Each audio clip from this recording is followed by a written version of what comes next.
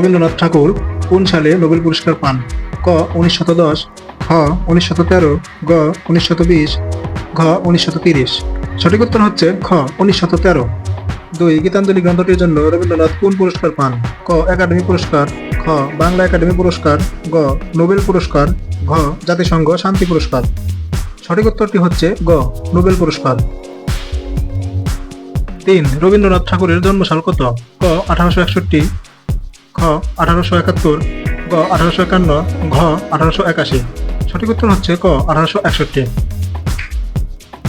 4 রবীন্দ্রনাথ ঠাকুরের জন্মস্থান কোথায়?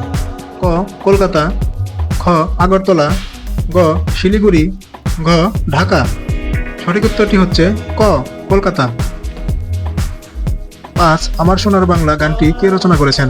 ক কাজী নজরুল ইসলাম, খ লালন শাহ, গ জসিমউদ্দিন, ঘ রবীন্দ্রনাথ ঠাকুর।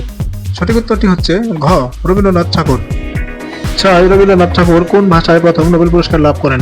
ক বাংলা, খ ইংরেজি, গ ফরাসি, ঘ হিন্দি। সঠিক উত্তরটি হচ্ছে খ ইংরেজি। 7 রবীন্দ্রনাথ ঠাকুর প্রতিষ্ঠিত শিক্ষা প্রতিষ্ঠানের নাম কি? ক বিশ্বভারতী, খ কলকাতা বিশ্ববিদ্যালয়, গ জাহাঙ্গীরনগর বিশ্ববিদ্যালয়, ঘ রবীন্দ্র ভারতী। সঠিক উত্তর হচ্ছে ক বিশ্বভারতী।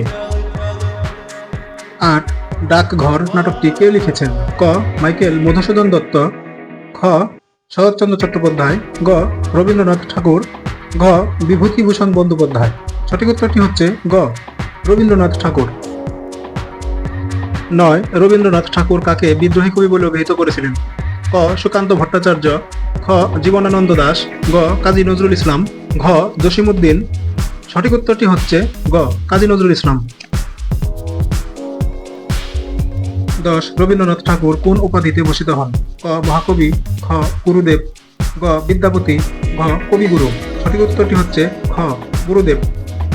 ভিডিওটি ভালো লাগলে লাইক, কমেন্ট, সাবস্ক্রাইব করুন এবং বেল আইকনে ক্লিক করুন।